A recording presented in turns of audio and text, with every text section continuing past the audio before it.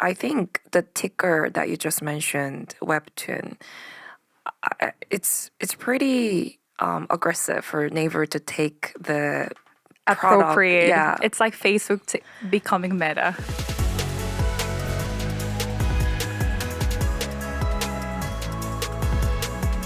Welcome back to the K Content Podcast. I'm your host, Minchi, and today we're diving into a unique medium of content from Korea called Webtoons. Unlike in the West, where digital comics are not as popular in Asia, Webtoons is a very popular content in Korea and Japan and Southeast Asia. This industry is a multi-billion-dollar market. Joining me today is my friend Hannah, who has first-hand experience working at one of the largest Webtoon entertainment and talent agencies. Welcome to the pod, Hannah. Hi, Minchi. Thanks for having me. Super excited to be here. Okay, so before we get into the content of our episode, could you give our audience a brief introduction of yourself? Sure. So I've been pursuing a business development career across various industries. And my relevant Webtoon experience includes leading a new business development team at the Grimm Entertainment. Right, and the Grimm Entertainment was founded by the renowned Korean Webtoon artist, right? His name was Park Tae-jun, PTG, right? Yeah, so the industry often calls us PTJ Comics, which is thanks to our very famous CEO, Park Tae-jun. Okay. He's well known for the webtoon called Lookism, which is the first webtoon to reach 10 million global views in Korea and once a top 10 Netflix animation. So we can explore other famous webtoon artists like Park Tae-jun later in the episode. Cool. Okay, so Hannah, for those who might not be familiar, what exactly are Webtoons? Well, webtoons are simply what we refer to as online comics. And so webtoon is a Konglish term that combines web from the World Wide Web and cartoon. The phrase World Wide Web is rarely used these days, but the term stuck because webtoons originated in the late 90s when the internet was a very new thing. And I think this actually signifies their innate online nature. Okay, so that fact that you just explained to me was super interesting when we started talking about Webtoons, because as a Korean who actually grew up abroad, I associated the word cartoons more with like animated content. Like cartoons for me is like Cartoon Network, Nickelodeon. It's not, the comics that I used to like watch in book format. And another key distinction that we need to make is that traditional comics or graphic novels is that the differentiation between webtoons and traditional comics is that webtoons are designed to be read on mobile and tablets, right? They're usually formatted vertically in a scrolling down layout, and they also tend to be short, which makes them easy to read on the go. That's why when we ride subways, buses, waiting for classes, hospitals, you see a lot of Koreans consuming webtoons while they're waiting. So we imported this vertical content placement from Japan, actually. So modern Korean is written horizontally from left to right, while Japanese traditionally used vertical columns from like top to bottom, which is why Japanese manga follows this vertical placement as well. I think early webtoon artists adopted this vertical format due to manga influence, and of course the default of scrolling down is very natural on the internet. Okay, so speaking of origins, do we know when the first webtoon was published and who pioneered this form of content? Well, it's tricky to pinpoint the exact origins of webtoons to a single artist or series. However, from what I've gathered from interviews and blogs exploring the history of webtoon, it seems like the very first webtoon was published in 1996, called Desert Island. And it's called Muindo in Korean, right? Yeah. So I remember you mentioning that the earliest forms of webtoons in the late 90s were actually published in the artist's personal blogs because there wasn't a single distribution platform, right? And based on the research that we did before this podcast was that webtoons began as an online daily chronicles created by people out of work during the Asian financial crisis. in 1997, which we covered in episode 1 of this K content podcast. And then webtoons have an interesting history because they emerged as a response to the decline of traditional comic sales. Yes. So the early webtoon artists published their works on their personal blogs, like you mentioned. I assume young artists were faced with this fierce competition for newspaper comic sections, which were declining, and also riding the wave of the internet boom. It was pretty natural choice for them to, showcase their artworks, connect directly with audiences, and it was pretty interesting because this is like what today's artists do with their, fans on their social media.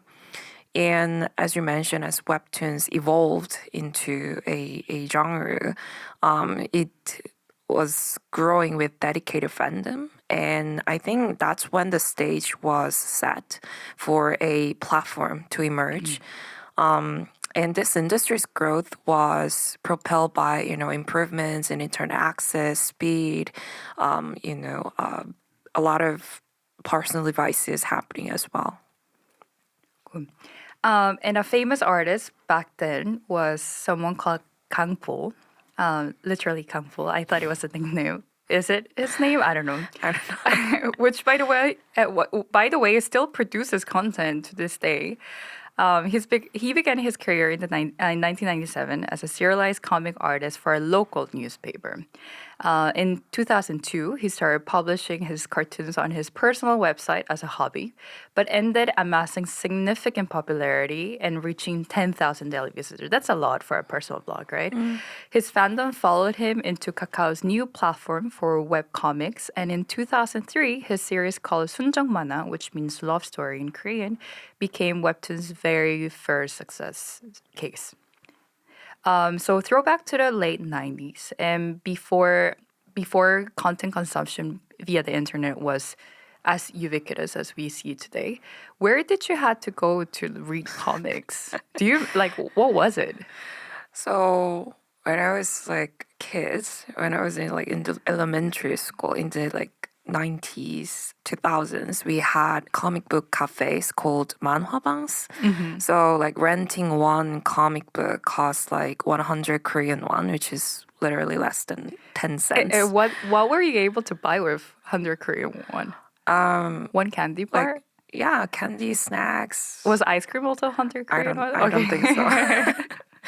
So definitely you can buy snacks, Okay. I think. So you often saw people renting entire series of 20, 30 books because it was affordable. Right. And sidetracking a bit, but I think it's really interesting how this Banabang culture that you just mentioned influenced the whole PC van culture that arose a couple years later, in the late 90s, right?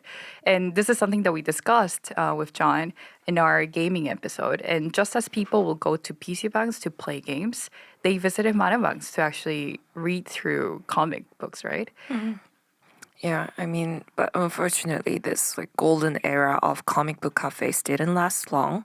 The annual publishing numbers decreased to 1/10 from 200,000 to 20,000 in just less than a decade. So the transition from print books to mobile-friendly digital comics happened quite fast, especially in Korea.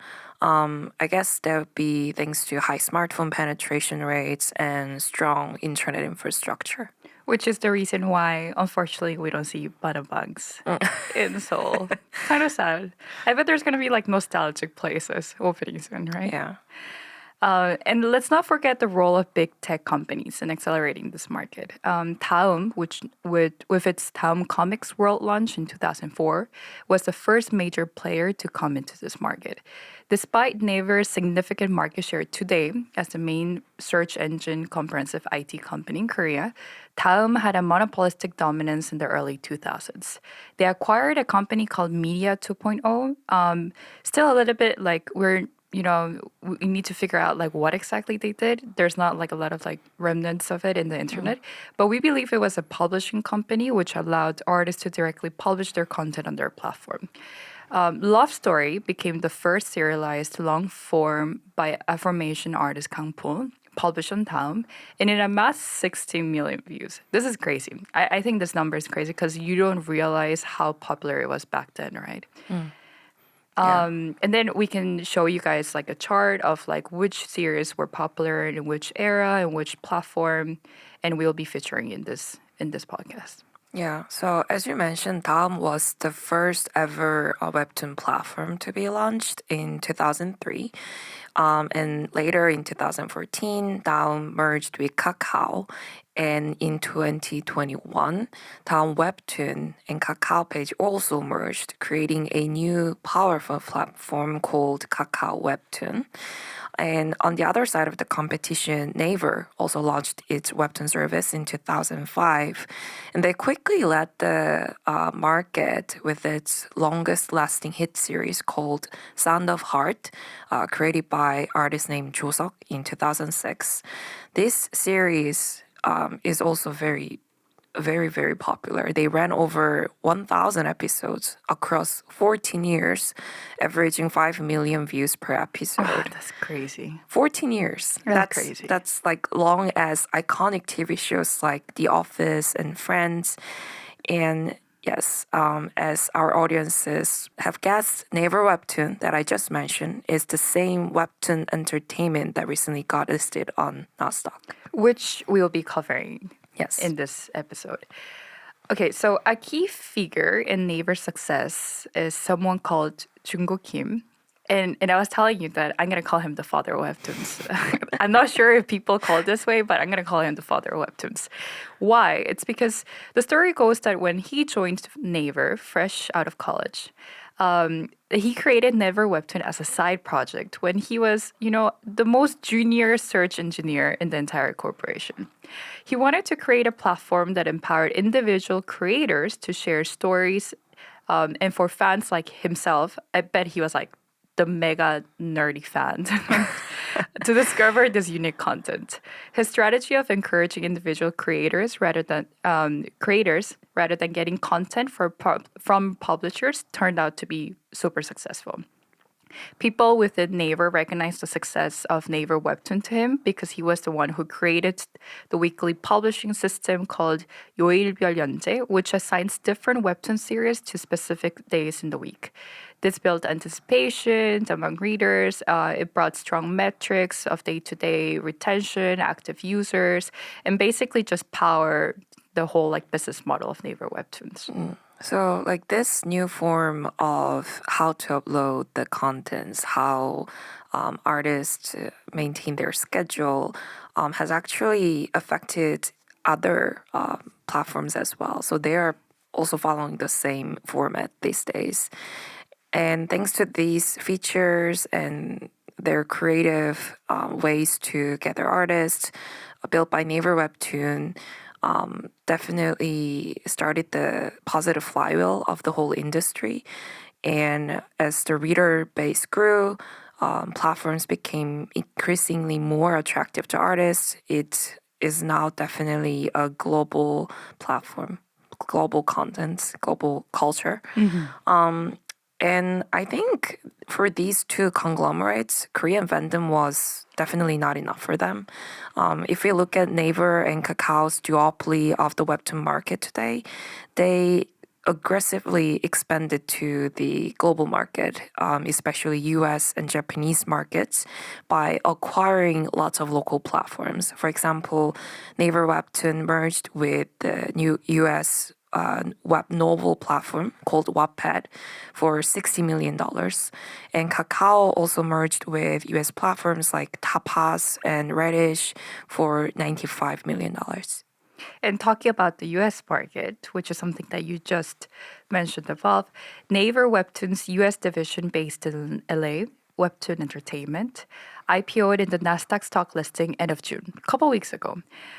Shares of Webtoon Entertainment, by the way, their stock ticker is WBTN, Webtoon, surged by as much as 14.3% above their IPO price. They raised a whopping $350 million by selling 15 million shares.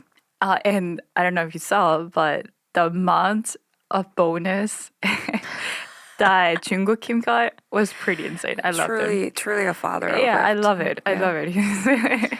And here are some interesting points that I've highlighted from their S1 form when they filed for the public offering a couple of months ago. So, point number one.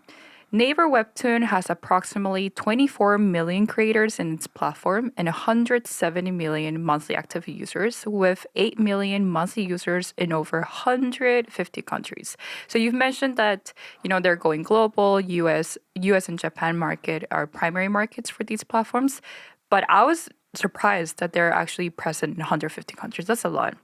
And all these numbers obviously include subsidiaries like Wattpad, but I still think it's like a very significant number. Yeah, so if I shared some references, the most recent paid subscribers for Disney Plus was 153 million and Netflix was like 269 million. So if you compare that with 170 million from Webtoon, it's huge. It's definitely a global platform. And I think the ticker that you just mentioned, Webtoon, it's pretty aggressive for Naver to take the Appropriate. Yeah. It's like Facebook becoming meta. Yeah. Exactly, right? Yeah. Didn't you feel like, I thought it was quite ridiculous that Facebook became meta, but they were saying like, oh, we're gonna appropriate over the entire metaverse, and that's why they changed to And meta, they right? just took the name of the industry, name of the like product category. Exactly. So when a foreigner actually, the first time they hear about Webtoon, they think that Naver is the only platform. But for Koreans, we know that there's like multiple platforms. There's like niche platforms that cater to specific genres. But I agree. I think it's a very aggressive move. And I just want to highlight that comparison that you did with 107 million monthly active users of Naver Webtoon, that compared to Disney Plus of 153 million and Netflix. Obviously, Netflix is ginormous with 269 million, but it still gives you a reference that like this is not a small industry. If one single player like Naver can bring in 170 million, imagine like all the players together, like that plus Kakao, like definitely bigger than the OTT services. All right. So to continue, point number two is cumulatively they have paid out $2.8 billion in US dollars to creators from 2017 to 2023. And we know that there's three main revenue streams in Naver Webtoon. The first one is paid content, advertising, and IP adaptations. Paid content, to give you guys a definition, is although content in the platform is free, so you and I, we can actually go through all the episodes for free. We don't have to pay anything. There's like no upfront subscription fees like Netflix, for example. But some of the episodes are behind a paywall and it's accessible if you want to purchase a daily pass or a pass to view the content before it gets freely released. And it's very addicting. So like let's say like a certain episode ends with a cliffhanger and you really need to watch this before anyone else, people are going to pay. And I have a lot of friends that are paying for this, right? Yeah. And I think our audiences should really check out the content because it's not like, oh, a very cute, like, manga style like comic. It's like there's so many genres to it. And I think one thing that I also want to point out is like comic books, the word comics in the West is always associated to like the hero's journey. There's always a hero, there's always an evil character, and it's a very predictable storyline compared to like what you find in Webtoons. In Webtoons, you have fantasy, you have romance, you have like K-drama, like like kimchi slapping like level of K-drama. And like and it's so diverse, and I think that diverse genre with like a very like K touch is attractive to the global audience as well. And then moving on, another definition that I want to give out for IP adaptation, like what exactly means, is that interestingly in 2023 they generated 108.3 million revenue. And then when compared to 2022, that was 82.5 million. So that's a huge increase for IP adaptations, right? And obviously, IP adaptations is something that we're going to talk later in this episode. But I found it like really interesting that year over year growth was 31.4%. Yeah. I don't know how much this growth rate is going to be sustainable, but that's a big jump from 1 year. Yeah, I mean a variety of storylines, the variety of genres, it definitely helped propel this IP adaptation revenue growth. People saw that this was worth making into another form of Dramas, content. movies. Yes, drama movies. So I think, yeah, it definitely propelled Naver Webtoons revenue. And then at the end of 2023, creators earned an average of 48,000 per year. And the top 100 creators earned an average of $1 million. So PTJ, the famous webtoon artist that created the agency and you worked before, he was definitely in the 1 million bracket, right? Or more. Definitely more. Oh, okay. Cool. But to give you guys some reference, we said that the average earns like 48,000. That's higher than the average annual salary in Korea, right? Yeah. Okay, right. Yeah. And then next point is that interestingly, North American users spend an average of 28 minutes per day, whereas Koreans spend 26 minutes. So Americans are actually spending more time than Koreans. And Japanese users are spending 39 minutes per day. We need to figure out why, but maybe this will come in a consecutive episode. But I love it. Americans and Japanese people are consuming more than Koreans. And lastly, the last point is that as for IP adaptations, it states that, quote unquote, over the past decade, we have adapted over 900 titles, including over 100 streaming series and films, more than 200 books, over 70 games. I didn't even know IP adaptations, webtoons were translated to games. That's interesting because I thought games will become webtoons, but I guess 70 games were created out of webtoon content, and over 11 million consumer product units were produced, and this is as of March 31, last day of March in 2024. So it's like recent numbers, right? It's it's going viral. So now that you mentioned IP adaptations, that's actually where I want to double down because that was actually my main task at PTJ Comics, developing the company's own strategy for OSMU, the one source multi-use strategy. So when a webtoon is adapted to, like you mentioned, movies or dramas, this new form of content definitely attracts a new fan base and generates additional revenue streams, which itself is a meaningful expansion and definitely a new revenue stream.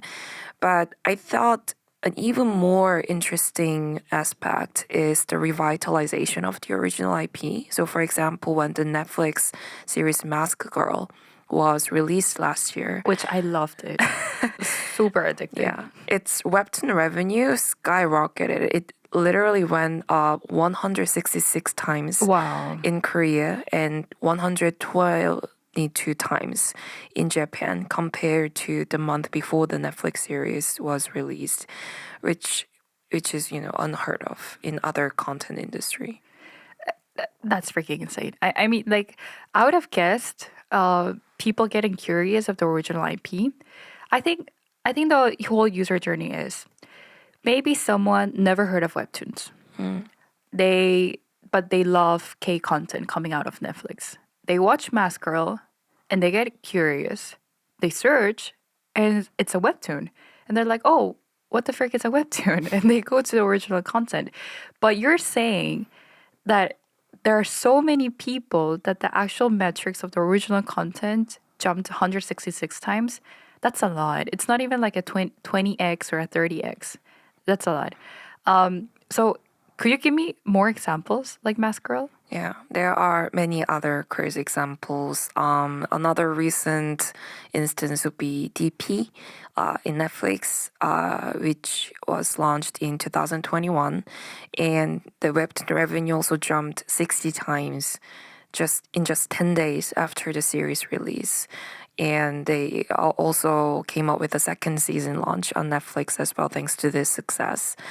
And I think audiences would be actually surprised to learn that many other globally popular Korean contents like Sweet Home, Moving, Itaewon Class, there are so many Webtoon originated dramas. And I think it's not just global streaming platforms that makes an impact. The web novel called Reborn Rich, this web novel gained enough popularity to be adapted into a webtoon, and then which was readapted into drama. And after the drama's release on Korean local broadcasting channel called JTBC, their revenue increased 230 times. And all three, like web novel, webtoon, drama, all together, were exported then across Asia, including Japan and Indonesia. So a lot of demand can be seen from the IP adaptations. And the most interesting thing was that the original IP was, A web novel. yeah. Which is this example clearly shows why it's called one source multi-use. Like literally one source readapted, and then there's like so much more, right? Like I don't think it's gonna stop there. Like there's gonna be so much more derivative content coming out from there. It's interesting that they kind of like positively affect each other and all goes viral all together. That's amazing. Okay, so let me highlight the related paragraph from the S1, going back to the S1, related to iPad adaptations. I want to just like mention one more thing. So I got this quote, and it says, "A core of our strategy is identifying Korean originated stories with global adaptation potential." Very curious, by the way, of how they define global potential adaptation. Maybe there's like a team inside that foreigners that go through the content, they're like, oh, I can definitely relate with this content. I don't know. That would be a really cool job, by the way. And we have a track record of successful adaptations of Korean originated stories for a global audience. We have, for example, True Beauty, that was launched in Korean in April 2018. Today, it is available in 10 languages, has generated 6.4 billion cumulative page views, including more than 76% outside of Korea. That's 3/4, right? It's 76% is 3/4. And it has been adapted into a TV series available on Netflix, Amazon Prime, and Apple TV. This was the entire quote. And then I also want to highlight and add here that Naver Webtoon Limited, under Naver Webtoon Limited, there's a fully owned film production and distribution subsidiary called Studio N Corporation. And I also want to mention this because in our previous episode, John and I, we talked about all the film production distribution companies, and we thought that we covered all of them. And then this company appears. Because we talked about Studio Dragon, we talked about JTBC, who are the players, right? Because I think it was in the episode where we talked about Netflix, and it's so crazy that there's another film production under Naver Webtoon, and then this was created in 2018 to develop entertaining stories across film, series, and animation based on Naver Webtoons. Basically, Naver is saying, not only Naver, but Naver Webtoon is saying, we're going to take this to the next level by creating distributed production. And some of the series, I went to the website and I found out that some of the series that Studio N created are True Beauty, that we've been mentioning. And this was first broadcasted in TVN. Sweet Home for Netflix, You Miss Sales for TVN, Our Beloved Summer for Netflix and SBS, The Golden Spoon, Bloodhounds, Chicken Nugget, Vigilante, And interestingly, if you go to their website, I found it really interesting that for each episode that they have co-produced, there's a clear CTA button that says that directs you to the original Webtoon content. So you get directed to the original Webtoon content. And then right next to those buttons, there's also like watch this episode on Netflix, obviously. Watch this episode on Disney Plus. So this is clearly showing that the original IP is Naver Webtoons, but you can also watch these series in Netflix, Disney Plus, Amazon Prime, etc. And I'll show you guys a screenshot of this. We will show this in the video. Yeah. And it's not just happening in Korea, it's also happening in the US. So in 2021, Wattpad, a social storytelling platform acquired by Naver earlier that year, merged with Webtoon Entertainment, and they created Wattpad Webtoon Studios, so-called WWS. And this strategic move also aims to strengthen, collaboration with Hollywood partners and ultimately enabling them to produce blockbuster US IPs independently. And I heard WWS is actually already adapting several US Webtoon titles to films, and including The Death of a Pop Star, which will be produced by Diablo Cody, Academy Award winning producer who previously produced Juno and Candy Girl. Hannah, do you know when Webtoon IPs were first converted to all these derivative content that we were talking about, like film, series, animations? Webtoon adaptations existed long before these global streaming giants like Netflix and Disney Plus took interest in Korean content, actually. The first derivative content is a movie called Apartment in 2006, which is quite a long time ago. And this is based on our OG Webtoon artist Kang Pul's Webtoon. However, the film was not a big hit, despite starring at the time top actress Go So-young. So I don't think Webtoon adaptations proved to be a winning formula until 2013. A release of Secretly But Greatly. This movie made existing fans go wild by reproducing, even minute details from the webtoon.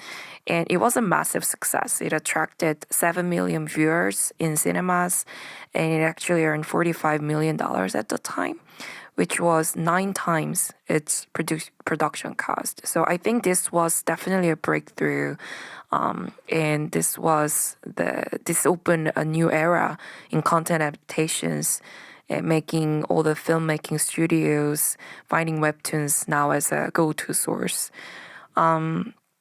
And I really wanted to highlight the most successful webtoon-based movie called Along with Gods. It was released in 2017 based on the artist named Ju Ho-min. And the film attracted more than 14 million people in the cinema, which is a lot, and still holds the third place among the highest grossing Korean movie of all times, earning 110 million USD, which was 5 times of the production cost. So now it's definitely a proven success formula. I also saw from February of this year when we started researching about this episode that Paramount Plus, although it's not a very popular OTT platform, we need to give them credit that it's a player in this market. They're also redistributing a thriller series called A Bloody Lucky Day, which is based on Naver Webtoons' A Day of Bad Luck, A Bloody Lucky Day. It is an original drama of TV and TVN, the TV network owned by CJ Entertainment, by the way. And it was produced by none the other Studio Dragon, of course. If CJ E&M is there, Studio Dragon is going to be there. And interestingly, Paramount Global was an investor in the production. So it's not like Paramount Plus coming and saying like, oh yeah, we will just like buy it from you guys, TV and TVN. They invested in the production. And it's also, it shows that not only we have Disney Plus, we have, I think it was like Netflix first, right? Netflix came first. Yeah. Disney Plus came later. Amazon Prime, I think, came third, and then it's Paramount Plus. Yeah. So it's like every single major American OTT service coming and knocking on their doors of the Korean market, right?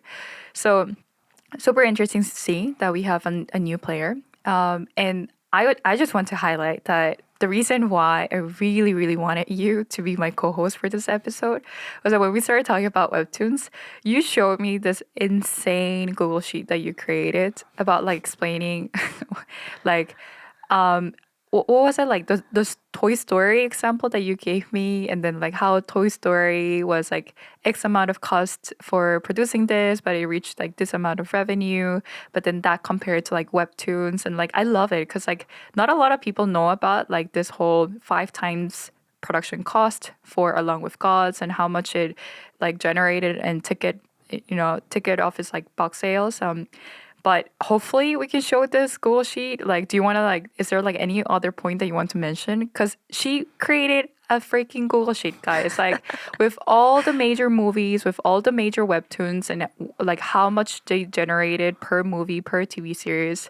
And yeah, like, is there any other point that you want to highlight? Yeah, I worked hard. So, yeah, our theory was, or our assumption was, even though the size of the revenue is not that high, it will be definitely efficient. So we wanted to But see. not that high compared to like US I mean, content. Toy Story revenue would be crazy. So if we say it's 3x, but then it will be like huge amount of Right. Right. revenue and profit. But rather than that, let's focus on whether this success formula is actually can be proven by numbers or not. That was the initial thought. And when I was doing the research, I became more confident that okay, this is definitely a successful business. This is definitely something as a webtoon production company, definitely new business development strategy. So we need to, take the lead. We need to actually go to production company, pitch our products, pitch our webtoons, and make it into a drama movie, and hopefully also bring in OTT players as well. Because we saw the numbers and we were very sure that it will turn out great.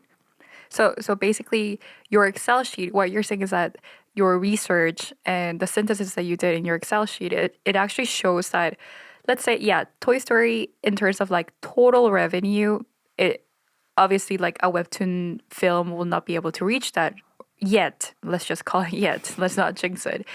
But the cost of production is also so high in Hollywood, right? So that's why it only earned like 3 times. exactly. So the Yeah. ROI is like quite low. It's only 3 times.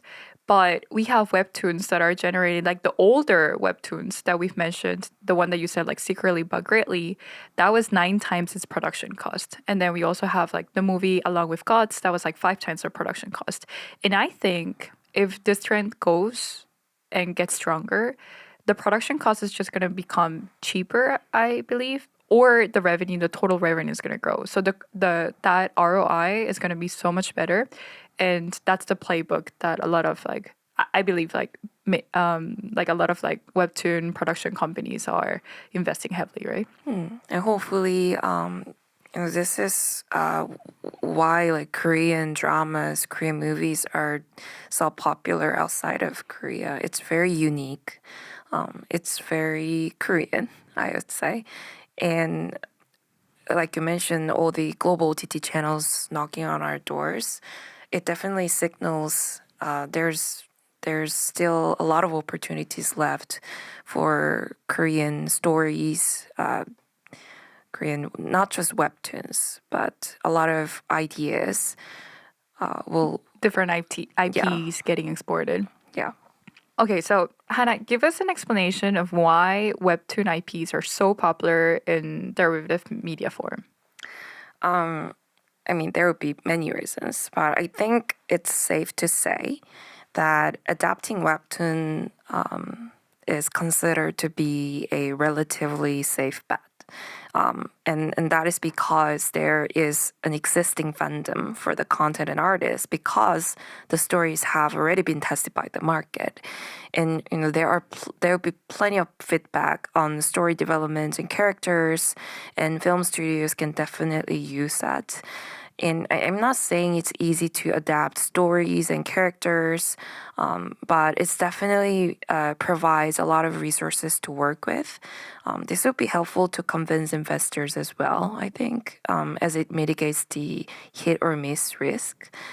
And many actors actually have told me that they find it much easier to connect with their characters by studying the facial expressions in Webtoon artwork and explain the background of the characters rather than simply reading a script. So I think that's why it has been so much welcomed by filmmaking studios and actors. If I was an artist, I'll be super proud to see my IP being adapted as a film series, and then getting distributed by Netflix, Disney Plus, and Paramount, right?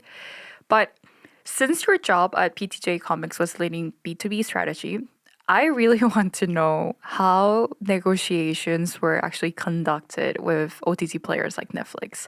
Like, do you go to the headquarters and do you present your content to them? Do you guys propose a price for them to actually invest? How does it go? I don't want to like discredit the platforms and what they're doing, but I was actually very surprised to learn that IP holders rarely negotiate directly with OTT players or like production companies. These days, OTT players are the production companies, or at least they invest heavily on it. But they don't have a say. So, in fact, platforms like Naver Webtoon usually manage the entire process because they hold management rights. And they take, for that, they take at least a 30% cut of the whole revenue, which is a very significant cut. So, we thought that there was definitely something more we could do about it. And we were likely one of the first ever content provider companies to actively choose our production partners and negotiate the contract terms alongside with artists.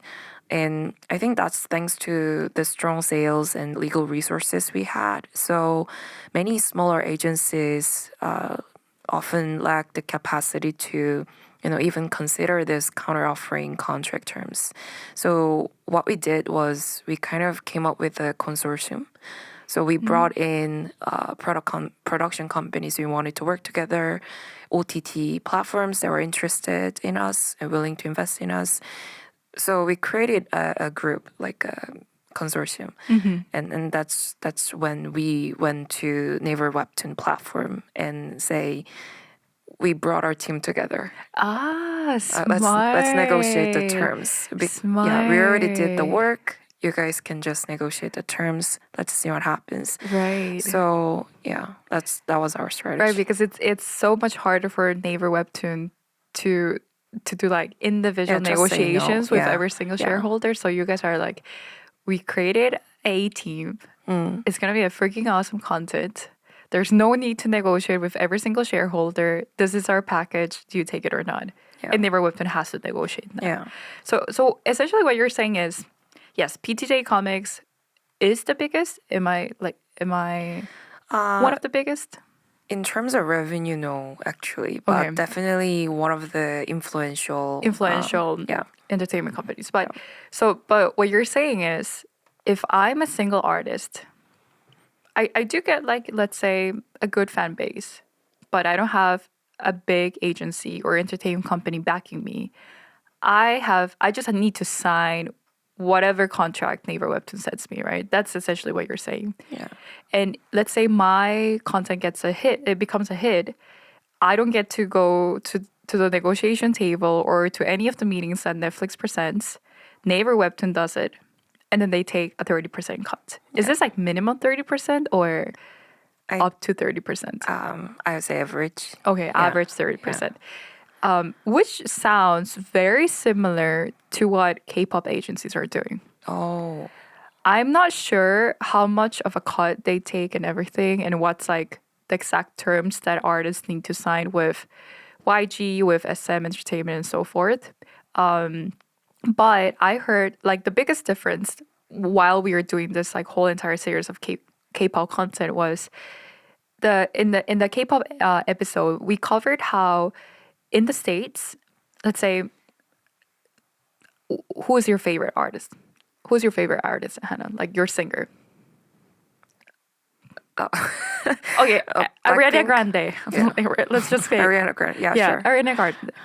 Do you know who's the manager, who's the agency behind Ariana Grande? Not well. Exactly, right? Like no one knows. That's not important. Yes, there are like really famous record labels and agencies out there. Maybe there's like a super manager that covers like all the superstars out there. But people really don't care because it's Ariana Grande, right? It's the artist. It's Dua Lipa. I don't care who is the agency behind Dua Lipa. But in Korea, it's really the agency. It's the entertainment. It's Hype. It's SM. It's YG. And that's why when we did this research in K-pop, we realized that like artists really have little say on what they want in their career. They're actually assets, and it's like they're basically like chess, you know, like they're just like pawns, and the agency moves them around until their fandom or until their popularity is depleted. And it's crazy because I was like telling John, our other co-host, that if you look at Korean K-pop agencies, their accounting books, artists are actually denominated as assets, and they have a freaking depreciation Yeah. because they're assets of a company, right? Yeah. I don't think Dua Lipa is considered an asset in their accounting books of that agency, right? Like, how are you going to put a depreciation model for Dua Lipa?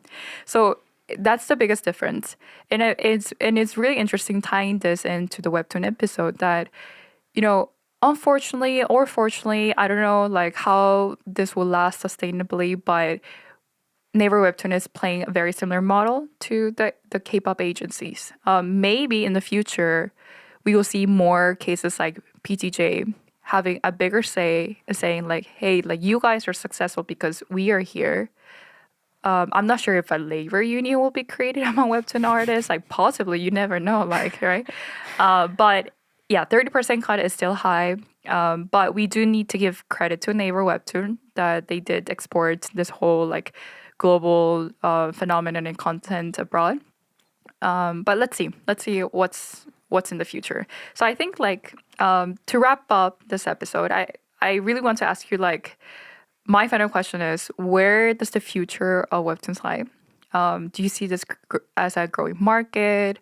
Do you think the expansion to the US was silly? Was, you know, like a very opportunistic approach? Do you think like the Japanese market will suddenly grow? Is Southeast Asia the next destination? What do you think? I think this is something that we should be approached from like several perspectives. So I think first the number of users, as we specified earlier, we saw a peak in Webtoon popularity during COVID For actually. obvious reasons. Yeah. For obvious reasons. But the Korean market is already experiencing a decline. However, the demand is still growing in the US and Japanese markets. And I believe Southeast Asia and European markets are not even fully tapped yet. So there's definitely a lot of potential for growth. And second, regarding IP adaptations, I think this is definitely something that will work as a engine for the sustainable growth of the webtoon industry. Although currently global OTT platforms are not investing that heavily as they were before, films and dramas are not only IP expansion options. The webtoon industry also has a lot of potential in areas like animation, gaming, and merchandise goods. So I think IP adaptation still has a lot of room for growth. And like you mentioned, we do need to pay attention to the artists and their creations. If they have little say continuously, I think it will not be a healthy growth. Thousands of new artists and webtoons are emerging, and the aforementioned OG artists are still very active. So it's a fruitful industry. A lot of new things are happening, but ironically, genres is actually losing a variety. So Webtoon platforms, as they increasingly prioritize revenue, they started focusing more on certain profitable genres like romance and fantasy, Oh, that's interesting. which statistically attract more viewers and spending. So, furthermore, many platform-led webtoons are beginning to show more similar storylines and drawing styles. They started to copy the bestseller webtoons. Oh, they like converge, like Yeah. styles, genres are Yeah. like, oh, okay. Yeah. But what do you mean like they start like Naver Webtoon started to focus on the best-selling genres? So not every series gets to be published. So you have to actually like pass the test. There's a So- test?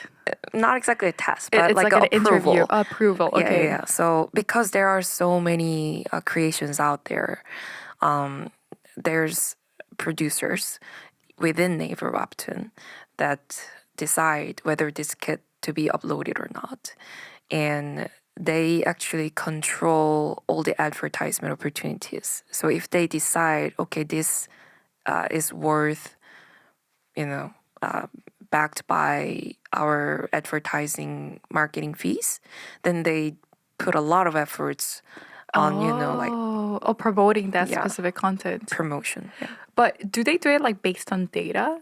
Like, do you know how it works?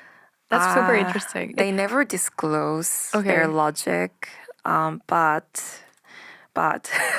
I think genres definitely takes a part. Romance and fantasy gets promoted a lot, and if it is made by their subsidiary companies, I think they also get a lot of boost. Oh, got it. Got it. Which is which makes sense. They need to stay profitable. They need to prioritize revenue, which is not an issue. But if you look at whether lack of diversity is healthy growth or not, I think it's something that we need to ponder upon. Before stating the concluding remarks, I also wanted to cover one last chart that you showed me, and it's a breakdown of age groups and like basically the demographics of who are the webtoon consumers. And it's a comparison between 2022 numbers to 2023 numbers, right? Do you want to like break this down? And I just want to highlight that I didn't know that people in their 60s were also consuming webtoons. Basically, friends of my parents are consuming webtoons. I thought it would be like a heavy concentration, teens, 20s, 30s.